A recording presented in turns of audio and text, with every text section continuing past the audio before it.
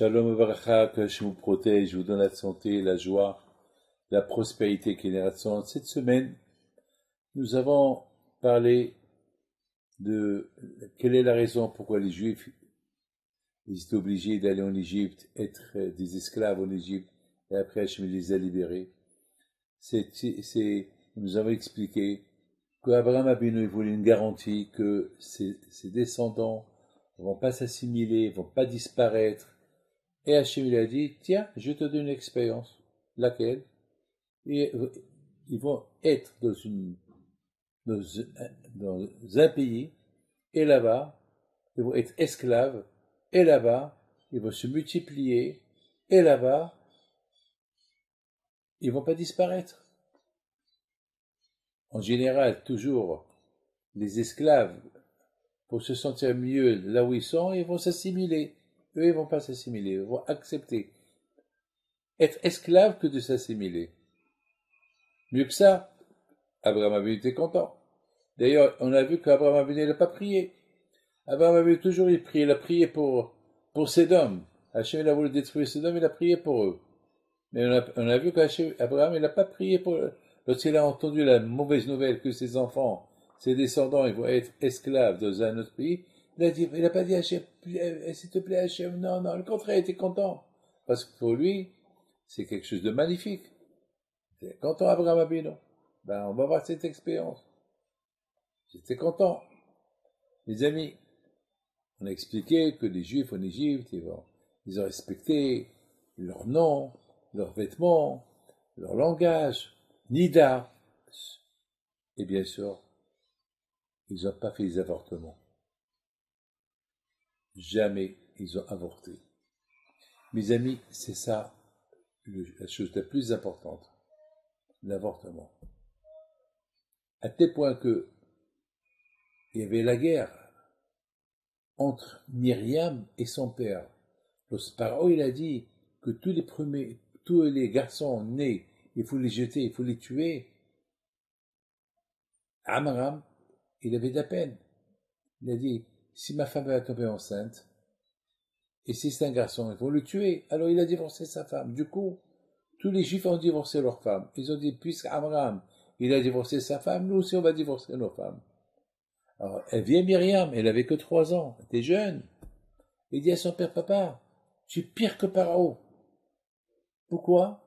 Parce que Pharaon, il a dit, il a uniquement fait un décret sur les garçons, mais pas les filles. Et toi, le fait que tu as divorcé maman, tous les Juifs ont divorcé leurs femmes, alors là, il y a ni garçons ni filles. Donc tu es pire. Alors, son père lui dit, et qu'est-ce que tu veux que je fasse? Que je fais des enfants, on me les tue? Non, c'est mieux que de ne pas avoir les enfants. Alors, elle lui dit, non, ça c'est Hachem.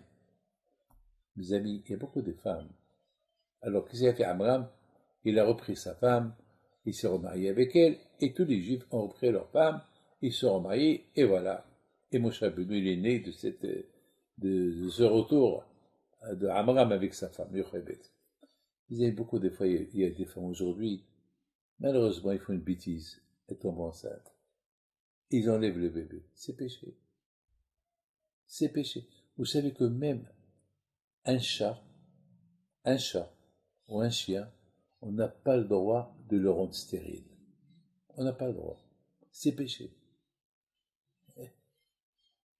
Kadosh Baruch Hu, il peut pas accepter qu'une femme, elle fait un avortement.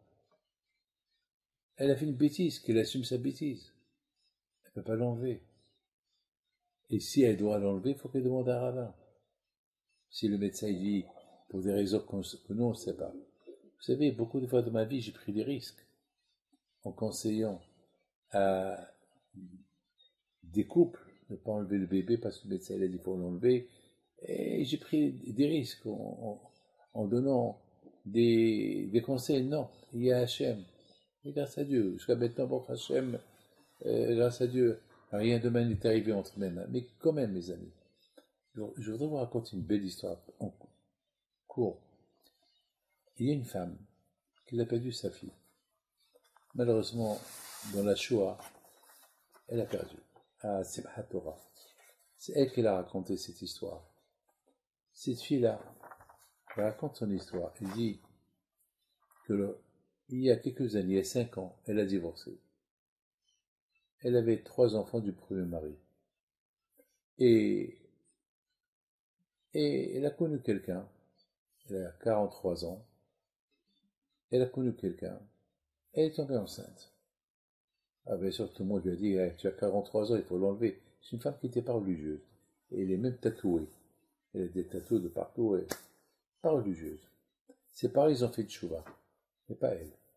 Elle ne savait pas quoi faire. Mais écoutez bien. Elle ne savait pas quoi faire. Et voilà, elle s'est rappelé qu'une fois, elle a écouté avec ses parents un cours sur l'avortement. Et que les rabbins qui ont fait ce cours, ils ont parlé de l'avortement, l'interdiction de l'avortement. Alors elle s'est levée au milieu du cours, elle a dit, c'est un cours qui ne m'intéresse pas. Maintenant, elle a 43 ans. Elle se rappelle de ce cours. Elle se trouvait à Tzfat, avec son copain. Elle avait l'intention de enlever le bébé le lendemain. Et à Tzfat, pour une raison que je ne peux pas vous dire, ils sont partis au cimetière où il est enterré Arizal Akadosh. Et je ne sais pas ce qui s'est passé. Elle s'est trompée au mikvé. Et là, bon, bien sûr, elle n'est pas mariée, elle n'avait pas le droit de se tromper. Bon, c'était ça, son idée. Les amis, elle a pris une décision de ne pas enlever le bébé. Elle a eu un garçon. Malheureusement, le coup du Simchat Torah, elle a perdu une fille. Le garçon, il avait 2 ans. Elle raconte et dit, heureusement que je ne l'ai pas enlevé. Parce que lorsque j'ai perdu ma fille à l'âge de 20 ans, ce qui m'a consolé aujourd'hui, c'est ce bébé-là.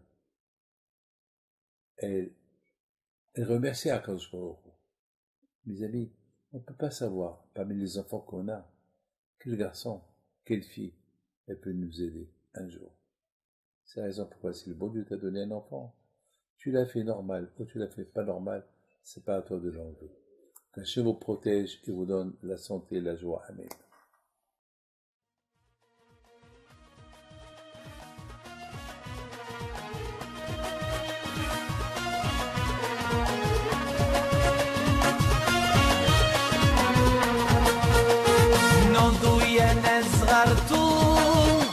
على ربيع حي بنتو وقف لنا زي خوتو يا وز خوت